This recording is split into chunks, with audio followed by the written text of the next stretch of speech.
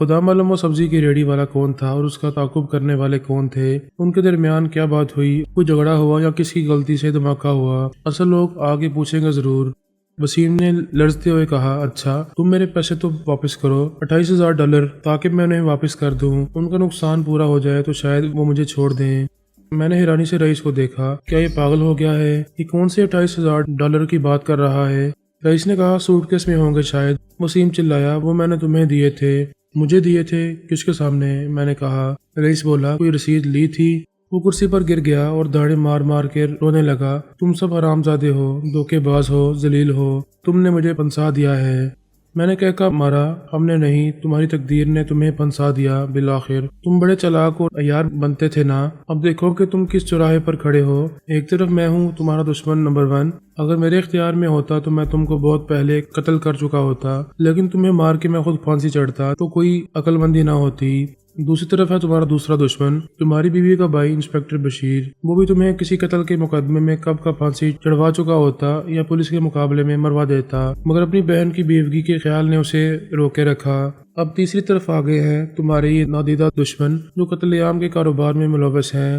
ایک قتل تو ان کے نزدیک پرچون کا کام ہے، دستی بم اور ٹائم بم جیسی چیزوں کے یہ سوداگر تمہیں چیونٹی کی طرح مسل دیں گے۔ ان کا مالی نقصان لاکھوں کا ہوا مگر وہ زیادہ اہم نہیں، اصل غصہ انہیں ہوگا اپنی ناکامی کے احساس کا۔ وہ جس موقع سے فائدہ اٹھا سکتے تھے وہ ان کے ہاتھ سے نکل گیا۔ ضرورت کی چیز ضرورت پڑنے پر ان کے پاس نہیں ہوگی، چنانچہ اب چوتھا راستہ باقی رہ جاتا ہے۔ وسیم نے حلق سے پھنسی ہوئی آواز نکالی، کون سا چوتھا راستہ؟ میں نے جیب سے قلم نکالا، پھر ایک کاغذ اس کے سامنے رکھ دیا۔ اس پر لکھ دو کہ میں خودکشی کر رہا ہوں، دنیا میں میرا کوئی نہیں رہا، بیوی بچے میرا ساتھ چھوڑ گئے، میں ایک قاتل اور مجرم ہوں، میں نے اپنی بھابھی کا اور اپنے بھتیجے کا قتل کیا تھا، میں ضمیر کی ملامت برداشت نہیں کر سکتا، میرے دشمن میری جان کے در پہ ہیں، وغیرہ وغیرہ۔ اس کے نیچے اپنے دستخط کر کے تاریخ ڈالو اور وقت لکھو، پھر ہم تمہیں گولی مار کے چلے جائیں گے۔ اگر میرے اختیار میں ہوتا تو میں تم کو بہت پہلے قتل کر چکا ہوتا، لیکن تمہیں مار کے میں خود پھانسی چڑھتا تو کوئی عقل مندی نہ ہوتی۔ دوسری طرف ہے تمہارا دوسرا دشمن، تمہاری بیوی کا بھائی انسپکٹر بشیر۔ وہ بھی تمہیں کسی قتل کے مقدمے میں کب کا پھانسی چڑھوا چکا ہوتا یا پولیس کے مقابلے میں مروا دیتا، مگر اپنی بہن کی بیوگی کے خیال نے اسے روکے رکھا۔ اب تیسری طرف آگے ہیں تمہارے یہ نادیدہ دشمن جو قتل عام کے کاروبار میں ملوث ہیں۔ ایک قتل تو ان کے نزدیک پرچون کا کام ہے، دستی بم اور ٹائم بم جیسی چیزوں کے یہ سوداگر تمہیں چیونٹی کی طرح مسل دیں گے۔ ان کا مالی نقصان لاکھوں کا ہوا مگر وہ زیادہ اہم نہیں، اصل غصہ انہیں ہوگا اپنی ناکامی کے احساس کا۔ وہ جس موقع سے فائدہ اٹھا سکتے تھے وہ ان کے ہاتھ سے نکل گیا۔ ضرورت کی چیز ضرورت پڑنے پر ان کے پاس نہیں ہوگی، چنانچہ اب چوتھا راستہ باقی رہ جاتا ہے۔ وسیم نے حلق سے پھنسی ہوئی آواز نکالی، کون سا چوتھا راستہ؟ میں نے جیب سے قلم نکالا، پھر ایک کاغذ اس کے سامنے رکھ دیا۔ اس پر لکھ دو کہ میں خودکشی کر رہا ہوں، دنیا میں میرا کوئی نہیں رہا، بیوی بچے میرا ساتھ چھوڑ گئے، میں ایک قاتل اور مجرم ہوں، میں نے اپنی بھابھی کا اور اپنے بھتیجے کا قتل کیا تھا، میں ضمیر کی ملامت برداشت نہیں کر سکتا، میرے دشمن میری جان کے در پہ ہیں، وغیرہ وغیرہ۔ اس کے نیچے اپنے دستخط کر کے تاریخ ڈالو اور وقت لکھو، پھر ہم تمہیں گولی مار کے چلے جائیں گے۔ وہ دہشت سے بولا، نہیں نہیں۔ میں نے کہا، کیا نہیں؟ گولی سے ڈر لگتا ہے؟ چلو دوسری گولی کھا لینا، میں لا دوں گا، نہ خون بہے گا نہ تکلیف ہوگی، نیند سے تم موت کی آغوش میں چلے جاؤ گے۔ میں مرنا نہیں چاہتا۔ تو پھر چوتھا راستہ یہ بھی ہے کہ تم اپنے ایک دشمن کو دوست بنا لو، اس کی پناہ میں چلے جاؤ۔ میں نے کہا، بھی میرے ساتھ چل کر اپنی بیوی سے معافی مانگ لو، اس کے پاؤں پکڑ لو، وہ کہے ناک سے زمین پر لکیریں لگا لو تو فوراً شروع ہو جاؤ۔ انسپکٹر بشیر تمہارا سالہ تمہیں بچا سکتا ہے، کل پرسوں کسی وقت میرے ساتھ جا کے اپنا پرانا مکان واپس لے لو اور اس میں پھر ویسے ہی رہو جیسے رہتے تھے۔ مجھے منظور ہے، وہ بولا۔ مجھے بھی خیال نہیں رہا تھا کہ گلی کی طرف سے ان کا دروازہ کھلا ہوا تھا، ایک دم تو افراد اندر آ گئے۔ وہ صورت سے ہی جرائم پیشہ اور خطرناک لگتے تھے اور ان کے قاتلانہ عزائم ان کی خون آشام آنکھوں میں جھلک رہے تھے۔ اندر آتے ہی ایک نے دروازے کو اپنے پیچھے بند کیا اور دوسرے نے ریوالور کا رخ ہماری طرف کر دیا۔ ریوالور کی نال پر لگا ہوا سلنسر کافی ڈراؤنا تھا۔ ان میں سے ایک نے ریوالور کو ایسے لہرایا جیسے سلطان رہی ڈنڈا سا لہراتا ہے اور اعلان کرتا ہے، کوئی میں ٹوٹے کر دیاں گا۔ وہ خود سیاہ و پستہ قد اور بھاری بدن تھا مگر اس کی آواز مذائقہ خیز حد تک نسوانی تھی، اوئے خبردار خبردار، میں گولی مار دوں گا ٹھا کر کے۔ دوسرا ولن دراز قد اور خاموش طبع لگتا تھا، اس نے مصطفیٰ قریشی کی آنکھوں سے ہم تینوں کی صورت کا جائزہ لیا۔ وسیم کی حالت تو پہلے ہی ابتر ہو رہی تھی، رئیس بھی گھبرا گیا تھا اور بے وقوفوں کی طرح منہ کھولے کھڑا تھا۔ مجھے معلوم تھا کہ ایک ریوالور رئیس کے پاس بھی ہے اور موقع ملے تو وہ اسے استعمال بھی کر سکتا ہے۔ ہم اتنے مجبور، کمزور اور لاچار نہیں تھے جتنا خود کو پنجابی فلموں کے ویلن سے بڑا بدماش سمجھنے والوں نے فرض کر لیا تھا۔ وہ ایسا فرض کرنے میں کسی حد تک حق بجانب تھے کیونکہ ہم تینوں میں سے صرف وسیم ان کے برابر عمر رسیدہ تھا، رئیس اور میں تو ابھی لونڈے تھے۔ اپنی دانست میں انہوں نے اچانک خمیال لیا تھا اور کسی جوابی کارروائی کے قابل ہی نہیں چھوڑا تھا۔ ان دونوں نے اپنے اپنے ریوالور کا رخ وسیم کی طرف کا رکھا تھا، جس سے اندازہ ہوتا تھا کہ اگر انہیں کوئی خطرہ محسوس ہوتا تھا تو وہ وسیم کی طرف سے کہ وہ مسلح ہوگا۔ ہم جیسے ناتجربہ کار اور نوعمر لڑکے ان کے نزدیک درخورِ اطلاع نہیں تھے۔ موقع سے فائدہ اٹھانے کے لیے میں نے ان کی خوش فہمی کو درست ثابت کرنے کا فیصلہ کیا اور کانپتی آواز میں کہا، گولی مار دو گے؟ کس کو؟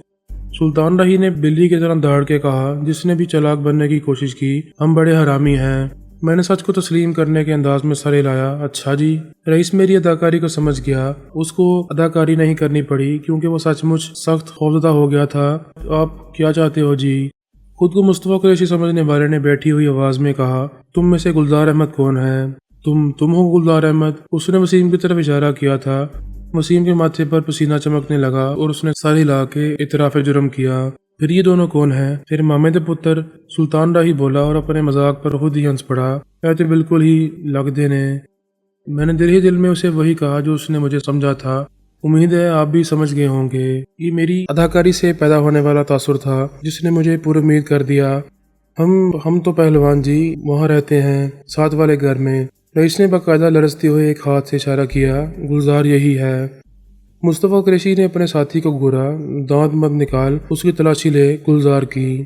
میں نے ہکلا کے کہا، چودھری صاحب ہم جائیں؟ تم یہاں کیا کر رہے تھے؟ مصطفیٰ قریشی نے کہا۔ میں نے کہا، او جی یہ آج ہی آیا ہے۔ بیبے نے آکھیا سی جا کے روٹی کو پوچھ لو۔ یہ محلے کی روایت کے مطابق ایک منطقی بات تھی، جب تک محلے میں نیا آنے والا اپنا سامان سیٹ نہ کرے اور گھر والی چولہا نہ جلائے، ایک دو وقت کا کھانا بیچنا اپنی اخلاقی ذمہ داری سمجھتے ہیں۔ رئیس تو یہ ظاہر کر رہا تھا جیسے وہ خوف سے بے ہوش ہو کے گر جائے گا۔ میرا خیال تھا کہ یہ اوور ایکٹنگ ہے، مگر اچانک ہی اس نے ایک ایسی حرکت کی جس نے اداکاری میں حقیقت کا رنگ بھر دیا۔ اگر ممکن ہوتا تو میں رئیس کی اداکاری کو ایسے مظاہرے پر سال رواں کا سب سے بڑا ایوارڈ ضرور دیتا۔ اس وقت حالات کی سنگینی کے باعث میں نے اپنی ہنسی کو ضبط کر لیا اور ہونٹوں تک آ جانے والی مسکراہٹ کو بڑی مشکل سے چھپا لیا۔ سر جی، پہلوان جی، رئیس نے باقاعدہ تھر تھرا کر کانپتے ہوئے ہاتھ جوڑے، ہم جائیں؟ اور اس وقت میں نے دیکھا کہ اس کی پتلون کے پونچوں اور جوتوں کو بھگونے والا پانی فرش پر بہنے لگا ہے۔ ظاہر ہے کہ یہ پانی نہیں تھا، بزدلی کے اعلیٰ ترین مظاہرے کا ثبوت تھا جو رئیس نے جانتے بوجھتے فراہم کیا تھا۔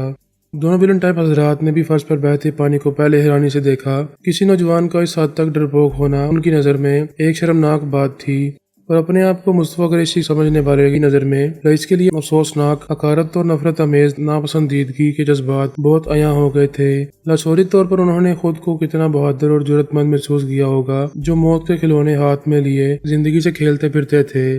سلطان راہی کو بہت ہنسی آئی۔ ٹھیک آ کیسی میں انہیں تے موتر کٹ چھڑیا۔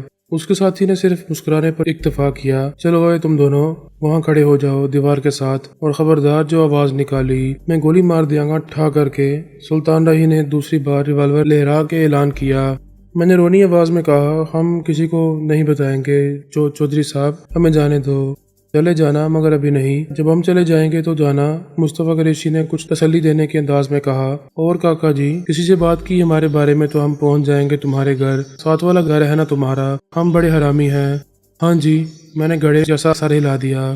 اب مجھے یقین تھا کہ خود کو بار بار حرامی کہنے والے اتنے بڑے بدماش نہیں تھے جتنے بڑے احمق ثابت ہو چکے تھے۔ صورتحال پوری طرح ہمارے حق میں تھی۔ انہوں نے ہمیں تلاشی سے مستثنیٰ قرار دے کر خود اپنے پاؤں پر کلہاڑی ماری تھی، مگر اس میں کافی دخل ہماری کوششوں کا بھی تھا۔ ہم نے عملاً خود کو وہی ثابت کر دیا تھا جو سلطان راہی نے کہا تھا۔ اس کامیابی کا اصل چہرہ میں نے رئیس کے سر باندھا، جس نے بڑی بہادری سے اپنی پتلون خود گیلی کر کے گویا اپنی بزدلی کی سند فراہم کر دی تھی۔ دیوار کے ساتھ کھڑے ہو کے میں نے رئیس کی طرف دیکھا تو اس نے مجھے بڑی بدماشی سے آنکھ ماری۔ ستائش کے جذبات اس نے میری آنکھوں میں دیکھ لیے ہوں گے۔ اب وہ میرے اشارے کا منتظر تھا۔ دونوں ویلن اب وسیم کی طرف متوجہ تھے۔ ہاں بھائی گلزار، اب ہم سے بات کر۔ وسیم نے خشک ہونٹوں پر زبان پھیری۔ کون ہو تم لوگ آخر؟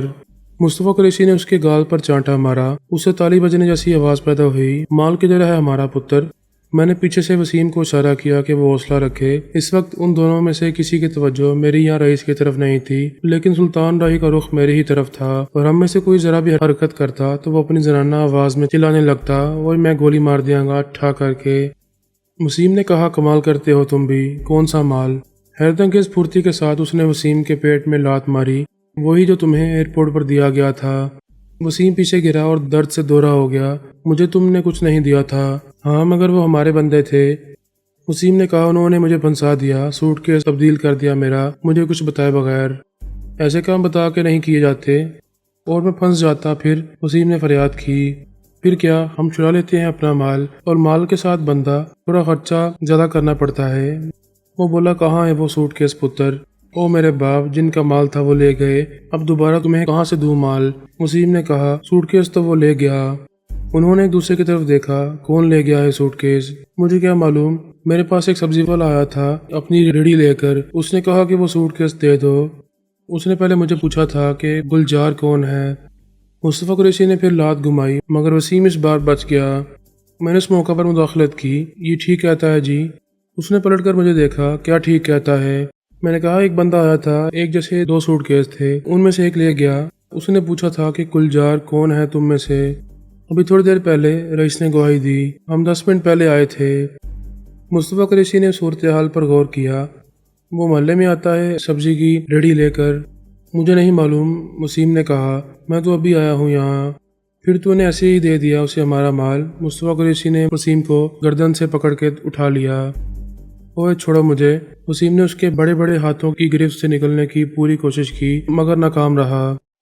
میں نے محسوس کیا کہ دخل اندازی سے کھیل کا پانسا پلٹ دینے کے لیے اس سے بہتر موقع شاید نہ آئے۔ سلطان راہی بڑی دلچسپی سے گلزار کی بے بسی کا تماشا کر رہا تھا، اور اس کے لبوں پر عجیب سی لطف مسکراہٹ تھی۔ ایسا لگتا تھا جیسے اس کے سامنے سانپ اور نیولے کی لڑائی ہو رہی ہے، جس میں نیولے نے سانپ کی گردن پکڑ لی ہے اور سانپ کرب سے بل کھا رہا ہے۔ میں نے رئیس کو سر کی خفیف سی جنبش سے اشارہ کیا اور بہت آہستہ آہستہ اپنا ہاتھ جیب کی طرف لے گیا۔ رئیس نے کنکیوں سے میری طرف دیکھتے ہوئے اپنے ریوالور کی طرف ہاتھ بڑھایا۔ بہت آہستہ سے میں نے رئیس کی طرف دیکھے بغیر سرگوشی میں کہا، 1 2 3۔ 3 پر ہم نے ریوالور نکال کے جست لگائی اور ایک سیکنڈ میں ریوالور کی نال ان کی کمر سے لگا دی۔ سیفٹی کیچ میں نے بعد میں ہٹایا۔ ایک لمحے کے لیے وہ دونوں مفلوج ہو گئے۔ ہلنا مت بالکل، میں نے مصطفیٰ قریشی کو حکم دیا، ورنہ گولی تمہاری ریڑھ کی ہڈی میں گھس جائے گی۔ رئیس نے سلطان راہی کا سارا ایکشن ایسے ختم کر دیا تھا جیسے فلم کے آخری سین میں ہوتا ہے۔ رئیس ہیرو بن گیا تھا۔ نیچے ڈال دے اپنا پستول، ورنہ جہاں ایک سوراخ ہے نہ پیارے، اس سے اوپر دوسرا کر دوں گا۔ سلطان راہی نے فوراً ہتھیار ڈال دیے۔ شاید اسے یہ ایک ڈراؤنا خواب لگ رہا ہوگا کہ جس شخص کی ہمت اور شجاعت کے بارے میں اس نے ناقابل اشاعت رائے ظاہر کی تھی، وہ اس کے برعکس ثابت ہو رہا تھا۔ گیدڑ کی کھال کے نیچے سے آدم خور شیر نکل آیا تھا۔ اب اس کی آبپاشی کی باری تھی۔ میں نے سلطان راہی کی فرمانبرداری کو سراہا۔ ویری گڈ، اب تم بھی اپنی توپ ہمارے حوالے کر دو پتر، ورنہ میں گولی مار دیاں گا ٹھا کر کے۔ رئیس نے کہا، ہم بھی بڑے حرامی ہیں۔ وسیم ابھی اپنا گلا سہلا رہا تھا۔ یا میرے مولا، کس مصیبت میں پڑ گیا میں؟ یگنا شد 2 شد، ایک مال لے گیا، دوسرا جان لینے آ گیا۔ میں نے کہا، گلجار صاحب، غلط فہمی ہو جاتی ہے بندے کو بھی، حرکتوں سے نہ صحیح، ناک کان سے تو بندے کے پتر ہی لگتے ہیں یہ بھی، ہم سمجھا دیں گے انہیں۔ مصطفیٰ قریشی نے بالآخر سانس لی۔ کچھ سمجھاؤ گے تو سمجھ میں آئے گا۔ رئیس نے کہا، ایک بات تو سمجھ میں آ گئی ہوگی تجربے سے کہ وہ محاورہ آج بھی غلط نہیں ہے، موٹا دیکھ کے لڑیے نہ تے مڑا دیکھ کے ڈریے نہ۔ میں نے کہا، پھر الٹی بات؟ رئیس نے سر کھجایا۔ چل یار، یہ سیدھی کر کے سمجھ لیں گے۔ میں نے کہا، تو ان کے ریوالور خالی کر دے۔ رئیس نے پیچھے گرا ہوا ریوالور اٹھا کے سلطان راہی کا نشانہ لیا تو اس کے دانت بجنے لگے۔ شاید کچھ دیر بعد اس کی پتلون بھی گیلی ہو جاتی۔ خالی ریوالور کی گولیاں اپنے جیب میں ڈال کے ہم نے ایک پرامن کانفرنس کا ماحول پیدا کیا تاکہ فریقین ایک دوسرے کا موقف سن کے غلط فہمیوں کا ازالہ کر سکیں۔ وسیم نے ایک آتش فشاں جذباتی احتجاج کیا، اور تم نے تو مجھے قربانی کا بکرا بنایا تھا اور میرا جھٹکا بھی کر دیتے کبھی۔ ٹھیک ہے، میں نے بڑے غلط کام کیے ہیں زندگی میں اور کرتا رہوں گا، رئیس نے اضافہ کیا، لیکن یہ کام میں نہیں کرتا۔ مجھے کیا پتا وہ کون حرامی تھے جنہوں نے میرا سوٹ کیس بدلا تھا؟ نہ انہوں نے شکل دکھائی نہ کچھ بتایا۔ اندر جو پیغام تھا اس میں بھی کچھ نہیں تھا کہ سوٹ کیس لینے کون آئے گا، نام کیا ہوگا اس کا اور شکل کیسی ہوگی۔ پولیا بھی درج ہوتا تمہارا تو میں انتظار کرتا۔ جس نے آ کے کہا کہ مال دے دو، میں نے دے دیا۔ میں نے تو کسی اور کو کچھ بتایا نہیں تھا، ظاہر ہے کوئی بھی آتا تو میں یہی سمجھتا کہ وہ اصل آدمی ہے، اور کسی کو کیا معلوم کہ یہاں میرے گھر میں کسی کا مال پڑا ہے۔ وہ تمہارے کسی بندے نے منہ سے بات نکالی ہو اور بات پہنچ گئی ہو تمہارے کسی کاروباری دشمن تک، تو اس میں میرا کیا قصور ہے؟ یہ ناممکن ہے، مصطفیٰ قریشی نے بہت سوچ سمجھ کے کہا۔ کیا ناممکن ہے؟ سلطان راہی نے پوچھا۔ کسی اور کو بات معلوم نہیں ہو سکتی، اس نے کہا۔ وسیم نے اپنی گردن کو دائیں بائیں حرکت دی۔ کیا پتہ ایئرپورٹ پر کسی نے تمہیں سوٹ کیس بدلتے دیکھ لیا ہو؟ جو بندہ ریڑھی لے کر آیا تھا اس کا حلیہ کیسا تھا؟ میں نے کہا سبزی فروش جیسا۔ کیا مطلب؟ مطلب یہ کہ جو مال لے گیا وہ کوئی اور تھا، اسے ہم نے نہیں دیکھا۔ اس ریڑھی والے نے بتایا کہ وہ گلی کے آخر میں سڑک پر ٹیکسی میں بیٹھا ہے، اس نے سبزی فروش کو دیکھا جو خالی ریڑھی لے کر جا رہا تھا اپنے گھر۔ رئیس نے کہا ساری سبزی بیچنے کے بعد۔ میں نے کہا ہمیں کیا معلوم، مگر اس بندے نے خالی ریڑھی دیکھی تو اسے 100 روپے دے کر یہاں بیچ دیا۔ پھر تمہیں کیسے معلوم ہوا؟ مصطفیٰ قریشی شک میں پڑ گیا۔ ہم نے معلوم کیا بزور بازو۔ رئیس نے بازو موڑ کے اپنے نسل دکھائے۔ ہم بھی کم حرامی نہیں ہیں پتر۔ وہ مسکرانے لگا۔ ریڑھی والے کو شک نہیں ہوا تھا، ٹیکسی والے نے اسے ایک جھوٹ بول کے مطمئن کر دیا تھا۔ غریب آدمی تھا، 100 روپے کے لالچ میں انکار نہیں کر سکا۔ تم نے اس کا پیچھا نہیں کیا؟ ہم اس کا پیچھا کیوں کرتے آخر؟ میں نے کہا۔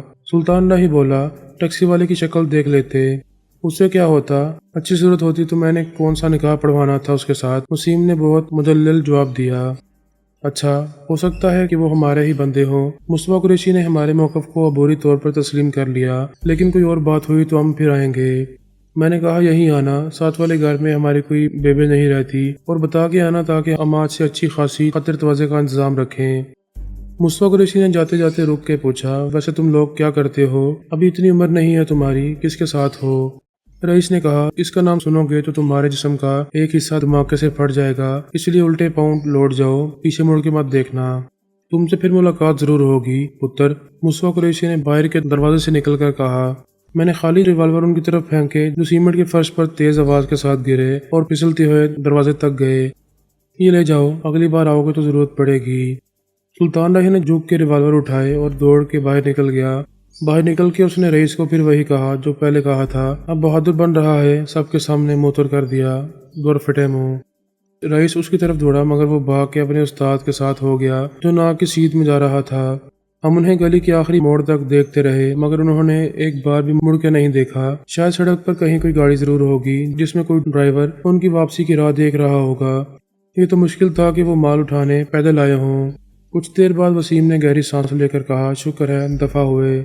رئیس نے کہا تو شرط لگا لے مجھ سے، وہ پھر آئیں گے تجھے ٹھاک کرنے۔ میں نے کہا ہاں معاملہ کچھ گڑبڑ ہو گیا ہے۔ وسیم کا چہرہ لٹک گیا، مگر میری کوئی غلطی نہیں اس میں۔ رئیس نے کہا غلطی تیرے باپ سے ہوئی تھی بیٹا، اس نے خواہ مخواہ تجھے پیدا کیا، کوئی لونڈیا ہوتی تو سالی کسی کے کام آتی۔ میں نے کہا دیکھو مسٹر گلجار، آج تمہیں بچا لیا تقدیر نے، تمہاری تقدیر نے نہیں، اس عورت کی تقدیر نے جو تمہاری بیوی کہلاتی ہے۔ اب فیصلہ کر لو فوراً کے چوراہے پر تم کو کدھر جانا ہے۔ وسیم نے کہا میں گھر جاؤں گا، اپنے گھر، بس دیر مت کرو، ابھی چلو۔ میں نے کہا۔ اس نے ڈھیر کی صورت میں بکھرے ہوئے سامان کو دیکھا۔ ابھی؟ لیکن یہ سامان کیسے جائے گا اس وقت؟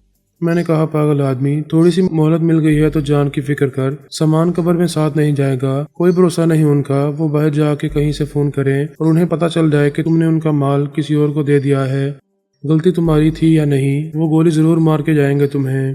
وسیم گھبرا گیا، پھر کیا کروں؟ سامان سب چھوڑ دوں ایسے ہی؟ ایسا کون سا قیمتی سامان ہے؟ پرانے برتن، پرانا فرنیچر، پرانے کپڑے، یہ جان سے پیارے ہیں۔ اچھا میں ضروری چیزیں اٹھا لوں؟ ضروری نہیں، وہ چیزیں اٹھا لو جن سے تمہاری شناخت ہونے کا ڈر ہو، وہ تمہارا سراغ ڈھونڈ نکالیں گے، رئیس نے کہا، اور پھر گولی مار دیں گے ٹھا کر کے۔ افراتفری میں وسیم نے ایک سوٹ کیس خالی کیا اور پھر بھرا۔ 10 منٹ بعد رئیس ایک ٹیکسی پکڑ لایا اور وسیم نے گھر کو تالا لگا لیا۔